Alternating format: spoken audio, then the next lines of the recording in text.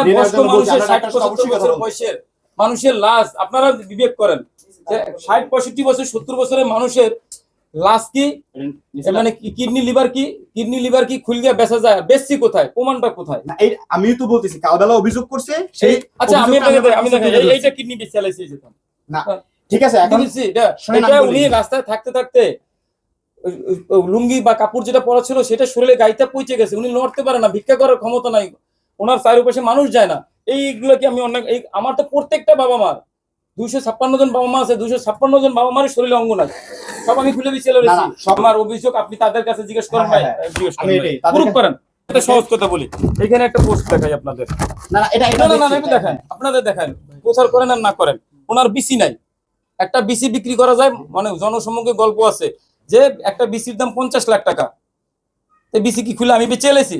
একটা নর্মাল আপনি যখন সাধারণ মানুষেরও একটা থাকবে যে কিডনি লিভার অঙ্গ প্রত্যঙ্গ কাটার সাথে সাথে আরেক শরীরে লাগানো যায়, কিন্তু অন্য এই যে জায়গায় লাগাইছি সেই জায়গাটা কোথায়, সেই ওটিটা কোথায়, সেই সিস্টেমটা কোথায়, কারে লাগাইছি?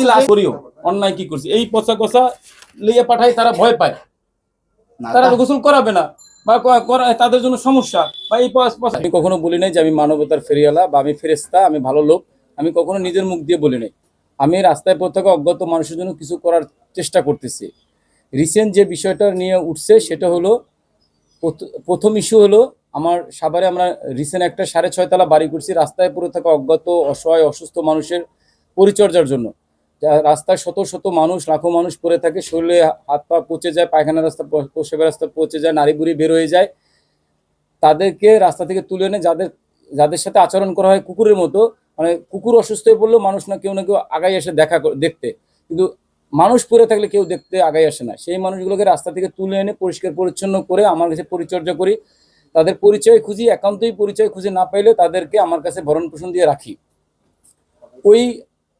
এটা করতে যেয়ে আমার মনে হলো যে আমার একটা নিজস্ব আবাসন দরকার, এবং সেই আবাসনটা আমি ফেসবুকে সোশ্যাল মিডিয়ার সকলের কাছ থেকে দান চেয়ে, স্বেচ্ছা দান, কোনো এনজিও ফান্ড না, গভর্নমেন্ট ফান্ড না, কোনো কোম্পানির ফান্ড ছাড়াই মানুষের স্বেচ্ছা দান দিয়ে টাকা তুলে একটা বাড়ি করছি 6.5 তলা, পার ফ্লোর 5000 স্কোয়ার ফিটের, এবং একটা ফ্লোরে 70 থেকে 80 জন বাবা মা রাখার মতো ক্ষমতা আছে সেই জায়গায়। অলরেডি 2000 আমি একটু শেষ করি, 1 মার্চ থেকে আমরা সেখানে শুরুও করছি যাওয়া, এবং এখানে বসবাস শুরু করছে আবার বাবা মারা। আমার ওইখানে আমার প্রতিবন্ধী মিষ্টির ঠোঙ্গা, বাজারের ব্যাগ, ময়লার ডাস্টবিন, বাথরুমের মধ্যে ফালাই দেওয়া প্রতিবন্ধী বাচ্চাদের বিভিন্ন জায়গা থেকে তুলে আনি, বা প্রশাসন আমার কাছে পৌঁছায়, পুলিশ আমার কাছে দিয়ে যায়, তাদের লালন পালন করি। ওই বাড়িটার যেখানে করা হয়েছে আমি ওই জমিটা 5%, 3%, 2% করে করে আস্তে আস্তে বৃদ্ধি করছি। করার পরে যে ওইখানে কোনো রাস্তা ছিল না, ওটা ছিল একটা আইল, মানে সবজি জমির মতো জায়গা, সেইখানে করার কারণে আমার একটা রাস্তার দরকার ছিল। পরবর্তীতে আমি বাংলাদেশের ঊর্ধ্বতন বিভিন্ন লোকজনের সাথে যোগাযোগ করে হাতে পায়ে ধরে একটা রাস্তা নিছি, এবং নকশায় ওখানে 12 ফিট রাস্তা যায়, কিন্তু ওইখানে 12 ফিট রাস্তা নাই, এখনও নাই। 8 ফিট আছে, 7 ফিট আছে, 6 ফিট আছে, কোনো জায়গায় 10 ফিট আছে। এটা এই সীমানাটা শেষ হয়ে মানে এল টার্ন নেয় আমার জমির সামনে যেয়ে, অন্যদিকে আবার ওরকম রাস্তা আছে, কিন্তু আমার পিছনের জমির মালিক যারা আছে তারা আমার জমির উপর দিয়ে, কেনা জমির মাঝখান দিয়ে তারা 12 ফিট রাস্তা দাবি করে, এবং সেটা নিয়ে তাদের সাথে দ্বন্দ্ব জড়ানো হয়, এবং তাদের সাথে একটা ধস্তাধস্তির ব্যাপারও হয় আমার স্টাফদের সাথে। এইটা পরবর্তীতে এটা মামলা করায়, কোর্ট কাছারি হয়েছে, পুলিশ প্রশাসনের দায়িত্বে আছে, মামলা প্রক্রিয়াধীন। ওই জমির মালিক ভীষণ ক্ষমতাধর, ঢাকা শহরের টোলারবাগে 7-8টা বাড়ি আছে, অনেক টাকা পয়সা আছে, এবং ওনার ভাই বেড়াদার, বন্ধু, আত্মীয় স্বজন, ভাইগনারা আছে যারা সাংবাদিক পর্যায়ে জড়িত, তারা মূলত আমার পিছনে লাগছে। এটা প্রথম কথা হলো, আমি বিক্রি করি না বা এরকম কোনো সুযোগও নাই। আপনাদের যারা ছোট শিশু তারাও বুঝবে, মৃত ব্যক্তি বা বয়স্ক মানুষ 60, 70, 90 বছর ঊর্ধ্বের বয়স্কদের শরীরের অঙ্গ কোথাও বিক্রি করা যায় না, বা ওইটা কোনো কাজেও লাগে না। এবং যারা দীর্ঘদিন কয়েক বছর রাস্তায় পড়ে থাকার পরে আমার আশ্রয় আসে, তাদের অঙ্গের কোনো টেম্পার থাকে না। তারপরে যদি বলেন আমি বিক্রি করছি, কোথায় করছি, কিভাবে করছি, কার কাছে করছি, কোন মাধ্যমে করছি, সেই তথ্যগুলো আপনারা সকলে বাই করেন, প্রকাশ করেন, এবং আপনারা প্রমাণ সহ আইন কানুন প্রশাসনের হাতে জমা দেন। আমার কাছে যত বাবা মা আসতেছে ছিল, সবার শরীরে কাটা ছেঁড়ার দাগ থাকাই স্বাভাবিক ব্যাপার, কারণ এরা রাস্তায় চলতে চলতে একটা সময় তাদের শরীরে ঘা হয়, পচন হয়, তারা বিভিন্ন জায়গায় আঘাত পায়, আঘাত পাওয়ার পরে তা ওইখানে পচতে শুরু করে, পচে ওখানে পোকা হয়ে যায় এবং বিভিন্ন অঙ্গহানি হয়ে যায়, যার প্রুফ স্বরূপ আমরা একটা ফাইল আপনাদের কাছে রেডি করে রাখছি। যারা রিসেন্ট আসছে নতুন, তাদের ছবি আছে এখানে, যদি আপনারা কেউ দেখতে চান। হ্যাঁ, ভাইলেন্স ধরবে দেখে। ওনার কিন্তু পেটের কাছেই, ওনার কিন্তু পেটের কাছেই দাগ আছে। তার মানে কি উনি এখানে আছে, আপনারা চেক করতে পারেন। তার মানে আমি কিডনিগুলো বিক্রি করে ফেলছি। মাথার নাই, এগুলি হাত নাই, এগুলি পরিষ্কার পরিচ্ছন্ন করে সুস্থ করে তোলার পরেও তো দাগ থাকবে। এটা তো কসমেটিক্স স্বাভাবিক থাকার কথা। তো এই তো যে এদের যে সাধারণ যে সার্জারির প্রয়োজন হয়, যে সার্জারিটা প্রয়োজন হয়, এটা আপনি কোন হসপিটালে করেন? কোনো হসপিটালে করি না।